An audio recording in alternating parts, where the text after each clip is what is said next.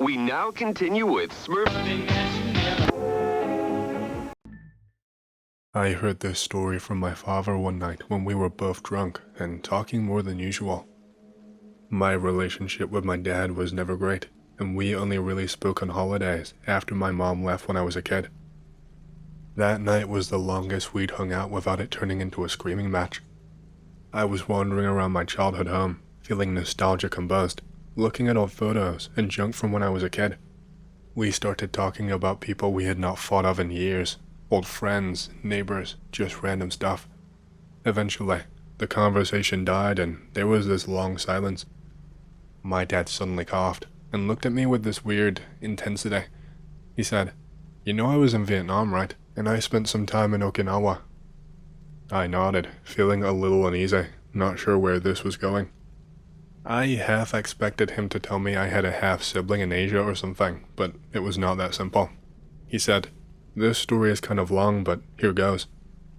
He told me he was a lance corporal in the Marines, and he was not much older than I when he graduated boot camp and got shipped to Okinawa in the summer of 1967. Before heading out to Vietnam, he did not know what to expect. He'd heard some pretty horrible stories from guys on the base, and he was scared but confident in himself and his brothers. He admitted he was also stupid. The first few days on Okinawa, he was restricted to base like everyone who had never been there before. When he finally got a pass, one of the older guys took a group of them out to a bar that catered to American GIs. The girls there were good at their jobs, and the cooks made decent food. They all started drinking sake and having a good time, and he thought maybe the whole deployment would be alright. Nothing really happened that first night, just fun and drinks. The second time he went out, a few days later, he started to notice something off about the higher-priced girls at the bar. Most of the girls had minor skin problems or bruises, but the expensive ones were flawless and spoke better English, even though they did not look any older. That was the first time he decided to spend the night with one of those girls. He said he had the best dream of his life that night, walking by snow-capped peaks in the countryside with her on his arm. He was disappointed when he woke up in the barracks, not remembering how he got back. He figured he'd just had too much to drink. The day before they were supposed to head to Da Nang, their company commander got deathly ill, and their deployment was put on hold. Stuff like that happened, so they did not think much of it. He spent a lot of time at the bar, but did not always spend the night with the woman. Sometimes he just wanted to drink, and the cigarettes were cheap. After his fourth trip to the bar, something happened to a friend of his, and that was also the night he asked one of the girls when no local Japanese boys ever came in. She brushed it off, saying the place was just for American GIs. That night, the bar was packed, and everyone was drinking and blowing off steam. He was in the corner with a couple of guys from his platoon, Jameson and Eddie. Jameson was loud and obnoxious, and Eddie and my dad were laughing at his stories. They waved off a few of the girls trying to make money, but then a familiar girl came over, flanked by two other beautiful women. Eddie gave in first, slipping my dad some cash to help pay for the drinks, and Jameson drifted away next, leaving my dad alone with a woman he was starting to consider a friend. She helped him finish the beer, took his money, and eventually lured him upstairs to a private room. He was too drunk to resist. He woke up in his barracks again with no memory of how he got back. The next morning, while nursing a hangover, he noticed Jameson had not shown up. He checked Jameson's bed and found his stuff still there, but Jameson was gone. He thought maybe Jameson had gotten a 2-day pass or stayed at the club, so he did not worry too much. He showed up to work with Eddie, and they started their daily routine, helping logistics load and unload trucks. Jameson still had not shown up by lunch, so my dad mentioned it to someone. He found their lieutenant, who checked the logbook and saw Jameson had been given a 2-day pass. That explained it, or so he thought. They went out again that night. While waiting in line to get into the club, my dad felt the hairs on the back of his neck stand up, like he was being watched. He glanced around and saw a short guy in a Japanese army uniform standing at the entrance to a narrow alleyway, staring right at him. The guy motioned for my dad to come over. For some reason, my dad made up an excuse and split off from the group, feeling like the guy was not going to start trouble. As he got closer, he saw the guy look scared or angry, but not threatening. My dad offered him a cigarette, and the guy took one, then motioned for my dad to follow him down the alley. My dad stayed behind a few paces, just in case. The guy opened an unmarked metal door, and the smell of cooking fish and rice wafted out. He ushered my dad into the kitchen and had him sit at a small table with an overflowing ashtray. The guy disappeared for a few minutes, then came back with a couple of beers. He handed one to my dad and sat down across from him. The guy was about my dad's age, but he looked like he'd seen some shit. The guy asked, "How long have you been going to that club?" My dad was surprised by his lack of accent and told him he had been there a few times and liked the music and the company. The guy nodded, trying to organize his thoughts. My dad was halfway through a swig of beer when the guy asked, "Have any of your friends gone missing yet?" The question made my dad pause, and he immediately thought of Jameson, since he had not checked the club yet. He shook his head but was freaked out by the question. The guy said, "Just be careful over there," and stood up, bowing, before sending my dad on his way. My dad finished his drink and walked back to the club, finding Eddie closer to the door than when he left him. Soon they were inside, ushered to their regular booth. They ordered food and a pitcher of beer, but my dad was feeling edgy. He looked around for familiar faces, feeling paranoid after the Japanese guy's warning. He relaxed a bit when he saw Jameson coming down the stairs from the private rooms. Jameson joined them and had a couple of drinks, but something was, off about him. It was like Jameson was forcing his personality, trying too hard to be his usual self. My dad dragged him outside, handed him a cigarette, and asked what was up. Jameson looked caught off guard, then said he was hungover and tired. My dad did not press the issue, and they smoked in silence before heading back inside. Eddie had disappeared from the booth, and someone said one of the pricier girls had swept him away. My dad was feeling jumpy, worried about his friends after what the Japanese guy had said. He quit drinking early and got a ride back to the base with a couple of guys who were more smashed than he was. He went to sleep feeling concerned, hoping they would be leaving the island soon. The next morning, they found out the commander had taken a turn for the worse, and there was talk about shuffling people around to get more bodies into the jungle. Jameson did not show up for work that day, even though his 2-day pass had expired. My dad and Eddie covered for him when they took names at formation. The lieutenant noticed Jameson was missing and pulled my dad aside after formation, asking where he was. My dad said Jameson was probably hungover in his rack, though he probably should have said he was at medical. The lieutenant let it go, but told my dad to forward a message that Jameson's off-base privileges were suspended, and he wanted to see him first thing the next day. Despite his concerns, my dad found himself going back to the bar earlier than usual that day. They got released early since the supply shipment was delayed, and he wanted to look for Jameson. Eddie joined him, but Jameson was already there, sitting in the booth, looking like he had not slept. My dad thought something was very wrong, and told Jameson he looked like hell. Jameson said he thought he caught something, then coughed into a cloth that came away with fresh blood. My dad wondered if Jameson had caught whatever the commander had. Jameson said he wanted to go back to base to see what was wrong with him. My dad and Eddie decided to get him a cab and make sure he made it to see a corpsman. On the way outside, my dad glanced toward the alley where the soldier had been, but the street was deserted. Jameson's repeated disappearances and his decline in health had my dad spooked. He wondered if this was what the Japanese guy was talking about. Maybe Jameson's food or beer was being poisoned.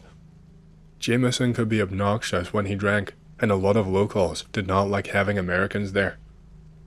My dad felt like the Japanese guy knew something about it and wanted to find him and ask. The taxi they called was not licensed to drive on base, so they had to walk from the front gate. Eddie offered to escort Jameson to medical, so my dad spent the rest of the evening writing letters and decided to check on Jameson in the morning. He slept pretty well that night, and for the first time since meeting the gorgeous local girl at the club, he did not dream about her. He noticed that despite a good sleep, he felt a little off the next day. Not sick, just sluggish, like his energy had been drained. During morning formation, A few names were called to ship off to Da Nang, but neither my dad nor Eddie were on the list. After formation, my dad told Eddie to cover for him and headed to medical to check on Jameson. He was surprised to find Jameson had checked himself out, ripping out his IVs and leaving in the middle of the night. The corpsman figured Jameson went back to his barracks to sleep, but he was not there. My dad checked the front gate logbook and saw Jameson had signed back in, but there was no signature for him leaving. Without a renewed Liberty Pass, Jameson would not have been allowed off base, so my dad figured he must have snuck out. The girls at the bar were cute, but with how weak Jameson looked, my dad could not figure out why or how he would go to such lengths just to get back there. As soon as he could, my dad left the base and headed for the club, deciding to go alone this time. Before leaving, he grabbed a pistol from home, since issued weapons were kept at the armory. Someone had told him to pack a pistol from home, since the .45s would blow your ears out. He knew he would get in trouble if caught with a gun off base, but he felt safer with it.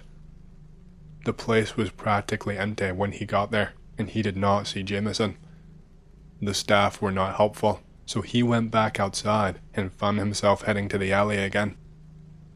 The soldier was not there, but my dad walked down the alley to the same metal door, which was locked.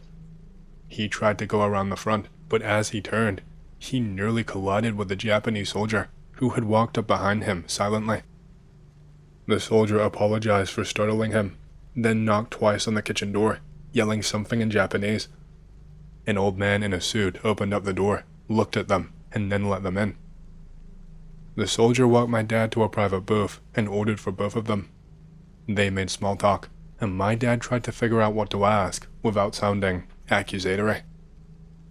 After a server dropped off beers, the soldier stared at my dad and asked what brought him back. My dad decided to be straightforward and told him about Jameson. The soldier's demeanor changed, becoming defensive and anxious.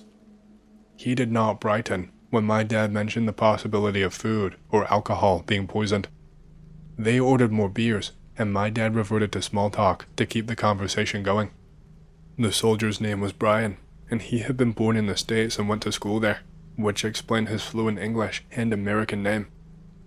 After a few beers, Brian quietly told my dad he had a theory about the people running the place, that they might be killing or enslaving people, but he was having a hard time getting information. Apparently, people kept disappearing, and Brian was worried he might disappear too. My dad volunteered to poke around later that night, and Brian eventually agreed, telling him to tell the cooks he knew Brian if they gave him trouble, and to stop coming through the front door. They parted ways, and my dad headed back outside, joining the line in front of the bar, hoping Jameson might show up. He did not see Jameson, but saw the girl Jameson usually spent time with, who said she had not seen him either. The bar was crowded, so my dad sat at the bar for a better view, feeling anxious. Another guy joined him, talking non-stop while my dad mulled over how to start his investigation. He felt a familiar female form pressing against his back, and realized he had almost forgotten about Jameson as soon as he made eye contact with her. He tried to play hard to get, ordering more beer and making her drink too, before letting her convince him to rent a room for the night. Sometime later, after they finished, he feigned sleep while listening to her breathing, waiting until she was asleep. He eased out of bed, grabbed her clothes, and went to the private bathroom to search her belongings, but he found nothing suspicious. He put everything back and slipped out of the room, heading downstairs. The club was practically shut down, with only one bartender and a couple of cooks playing cards. He could not do anything with the bartender watching, so he ordered a few drinks and quietly poured them onto the floor to keep his wits about him. After his third drink, the bartender left for the bathroom, giving my dad his chance. He made sure the cooks were not paying attention, then slipped into the kitchen. He looked around but saw nothing out of the ordinary, so he checked the freezer, thinking it would be a good place to hide a body. There was meat on the hooks, but it looked like pork, nothing weird. He was about to give up when he noticed a door in the back wall leading to a root cellar. The door was slightly ajar. Feeling apprehensive, he went through the doorway, which opened up onto a staircase. The smell of damp earth and spices got stronger as he walked down the steps, listening for any sounds. When he reached the landing, he tried to light his Zippo in the dark, but was startled by a muffled scream. It wasn't the bartender's footsteps, but a man's scream, sounding distant. He made his way toward the back wall of the cellar and found a trap door that was open. He debated turning around and running away, but bad judgment won out, and he slid down into the opening, dropping about 6 feet down. The digging in this part of the tunnel looked recent, and the smell of fresh earth was heavy. He was glad he had not been a tunnel rat in Vietnam, having heard the stories from guys coming back. I thought maybe this was Viet Cong bringing the fight to Okinawa, or maybe some old Japanese soldiers still hiding out and carrying on the war. I heard the scream again, and this time I could tell it was a man's scream, full of agony. It was a sound I would later become familiar with in Vietnam, but at the moment it chilled me. I moved slowly down the dirt tunnel, expecting to find some kind of a torture room or maybe a hostage situation. I pulled my pistol out of my waistband, my mind racing with horror scenarios. The man screamed again, much closer now, and I saw there were lights strung along the tunnel. I came around a bend, and this part of the tunnel looked much older, probably used by the Japanese army during the war. I heard sobs mixed with the screams, and I recognized the voice. It was Jameson, and he was begging for his life. I froze, not realizing I'd stopped moving until he screamed again. I knew he needed help, but I forced myself to move slowly, not sure how many enemies I might be dealing with. I'd heard about booby traps in the jungles, so I was careful as I approached another entrance to the room off the tunnel. I could tell Jameson was just inside that room. I pressed myself to the wall and peeked through the doorway, and what I saw made me recoil. Jameson was strapped to a table, his face ripped apart and covered in blood. If it had not been for his voice, I would not have recognized him. His clothes were tattered and soaked in blood. The thing in the room with him was not human. It was a fox, but it was standing upright on 2 legs, like a man, and it had several tails, maybe 3. I don't know what the hell it was, but it was eating my friend alive. I raised my pistol and swung wide through the door, squeezing the trigger as I approached the monster from behind. The first bullet hit it in the back, just under the shoulder blade, but it did not go down. I fired 3 more times as it turned toward me, with a whimpering growl. 1 shot missed, but the third hit it in the ribs, and it let out a pained yelp and dropped to a knee. Then it charged me. I managed to get off 2 more rounds into its stomach before it hit me. It knocked the gun out of my hand, and I somehow managed to avoid its claws. It was strong as hell, but I think my bullets weakened it just enough to give me a chance. I landed a hard kick to its skull with my boot and lunged for my pistol. Whatever it was quick, and it was out of the room and down the tunnel before I could shoot again. I wasn't sure if I was more pissed off or scared, but I knew Jameson did not have much time left. I untied him and bandaged him as best as I could with my shirt and jacket. He was bleeding so much, I am still not sure how I got him out of those tunnels. I started screaming for help when I got to the street. Some shop owners came out, and Brian showed up as well. They called for an ambulance, and I kept pressure on Jameson's wounds. The police showed up before I could even think about how crazy my story sounded. None of the cops really spoke English, but I saw Brian talking to them in Japanese.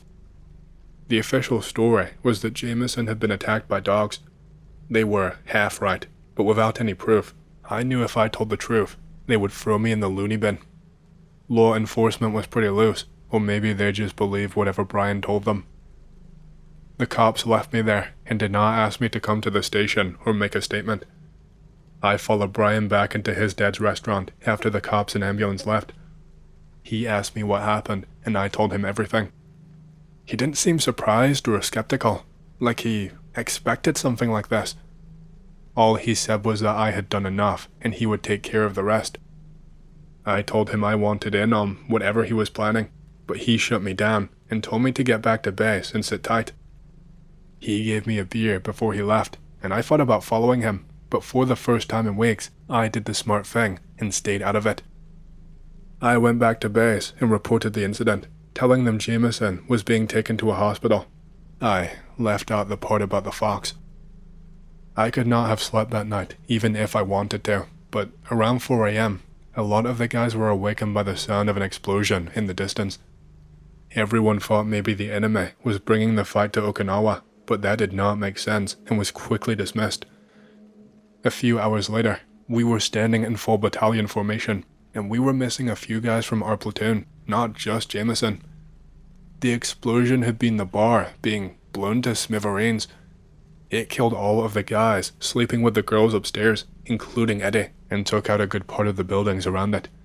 After that, we were restricted to base. I never heard from Brian again, and never found out what happened to him. The incident was covered up as a gas leak. Maybe that's how Brian did it, opening the gas lines in the kitchen. I was probably the only one who knew anything about what really happened, and I figured saying anything would just incriminate me. Jameson went into a coma from blood loss and did not make it.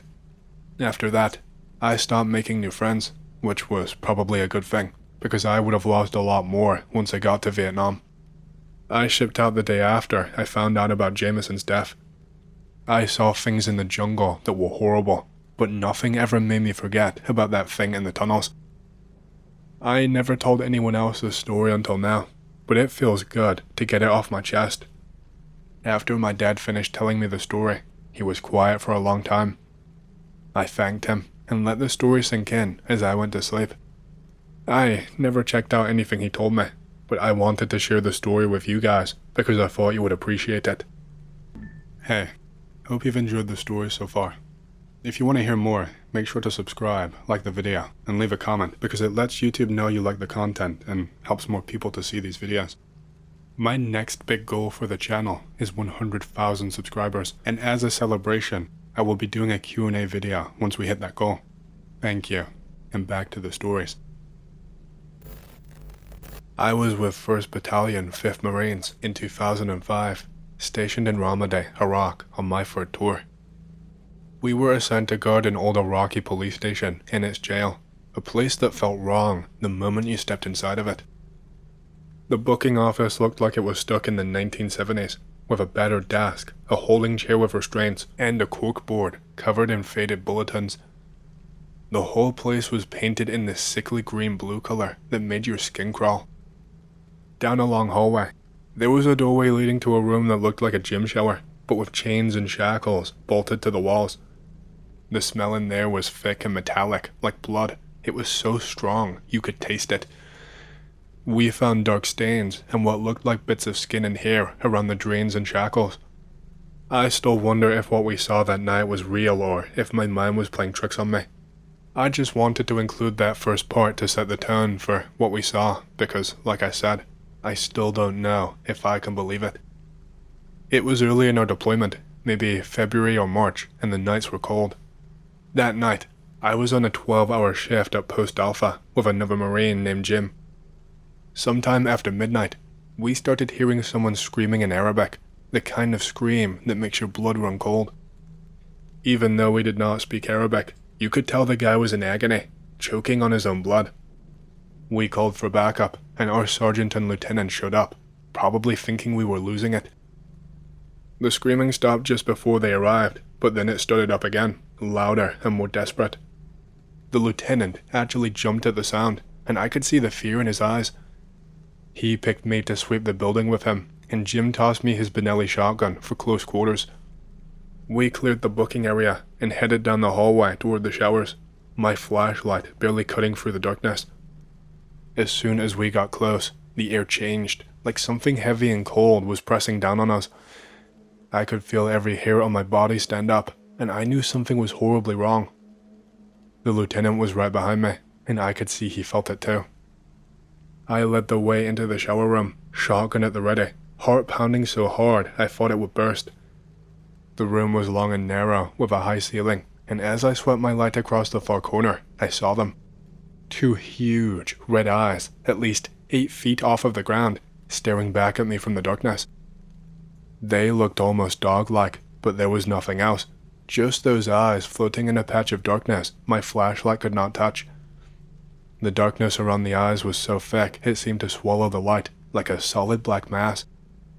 I heard it breathe, a deep wet snort, and felt a blast of warm, foul breath hit my face. The room went ice cold, but that breath was hot and sticky, like something alive was right in front of us. I wanted to run, but my legs would not move, and I started praying underneath my breath. The lieutenant started backing toward the door, not saying a word, just moving slowly and carefully. I followed, never taking my eyes off of that thing, shotgun shaking in my hands. I was sure it was going to rush us, but it just watched, breathing, waiting. We made it out of the showers and back down the hallway, the lieutenant guiding me by the shoulder because I could not look away. We got outside, and I finally let myself breathe again. The lieutenant looked at me and just said, "What the hell was that?" I shook my head, not wanting to admit what I thought it was. He told me to report the building was clear, and that we could not find the source of the screams. I did what he said, but I told Jim to never go into those showers again. That place was evil, and that was just my first night on Post Alpha. I never saw that lieutenant again. I heard he got sent back stateside for a family emergency. The longer I stayed at Post Alpha, the more unexplainable things happened. Sandbags thrown by invisible hands, black shadow figures moving at the front gate, and always that feeling that something was watching. I joined the Marine Corps because I did not want to rot in the same backwater town my old man died in. I was never the smartest guy in the room, but I could follow orders and I could fight. MP school was not easy, but I made it through eventually. I learned to keep things squared away, keep Marines in line, write reports, show up clean, and act even cleaner. For a while it suited me. I did a couple of stateside rotations, nothing too wild, then landed at Camp Pendleton. Pendleton is massive. They don't tell you that in boot, but it stretches across hills and canyons like its own country. I was posted to a law enforcement battalion and housed in one of the older duplexes near the residential edge. Cracked tile, no insulation. Not bad, honestly. It was, pretty quiet. The first thing that I noticed was how my neighbors did not talk to me. We would nod in passing, but that was it. It's not like we had barbecues or porch beers or even really had any proper conversations. I figured it was because I was the new guy. Then, one day, on the range, during requal, Rodriguez looked at me and asked, "You ever hear about what happened in that house before they moved you in?" I just said no. He laughed, but not because it was funny, but because he said that someone should have told me much sooner. Later, in the gear room, I pressed him about it. "There was a baby," he said. "About a year ago, Dad was a Marine, just got back from a bad tour. He started seeing and hearing things, thought his daughter hated him. One night he just snapped. They found her in the tub, bruises, burns, worse. He tried to make it look like an accident, but nobody bought it. Cigarette burns on her feet, bruises on her back. She wasn't even 15 months old. He's locked up now, life, no parole." I didn't ask his name. I didn't want to know. That night, the house did not feel right anymore. Before, it was just a place to sleep. Now, I couldn't look at the walls without wondering where it happened. I could not sit on the toilet without imagining her crying. That's how your brain works. It plants a rotten seed and lets it fester. I started staying late at the station, volunteering for extra shifts, just to avoid the house. I didn't tell anyone. What would I say? That I felt haunted? That I couldn't sleep? One night after a double, I got home. It was hot. The AC wheezed. I opened up the windows, grabbed a beer, and sat in the kitchen. It was quiet. I couldn't hear the sounds of any cars or bugs, just the hum of my fridge and my breath. I started thinking about the baby, what she looked like, what it takes to do something like that. Then I heard a voice that was faint. It sounded like someone was talking behind a closed door. "Why would you do that to me?" It sounded like a man's voice. "I didn't want this," he cried. "I didn't mean to." I muted the TV, even though I knew it wasn't the source. I stood up. I was covered in goosebumps. The voice was inside the house. I grabbed my sidearm and cleared the rooms. Living room, bathroom, spare bedroom, empty. But the voice continued. Please, I didn't know what I was doing. Sobbing and then anger and then yelling. It sounded like it was coming from the laundry room. I flipped the switch. Nothing. Just the washer, dryer, water heater. But the voice was there. It was now whispering, muttering to itself. You said you loved me. I didn't mean to hurt you. I stood, gun shaking in my hand, heart pounding, and then there was silence all of a sudden, cut off like a switch. I didn't sleep. I called in sick the next day. I said I had food poisoning. Truth was, I could not go outside. I just sat in the living room, gun on the table, staring down the hallway. I told myself I was just exhausted, that the story Rodriguez told me was messing with my head, but that did not explain the cold spots in the hallway, with the smell of cigarette smoke in the bathroom, despite me living alone and never having smoked. That evening, I walked through the house again. Lights on, closets open, everything looked fine. But the feeling, like I was being watched, would not go away, like something was taking notes on me.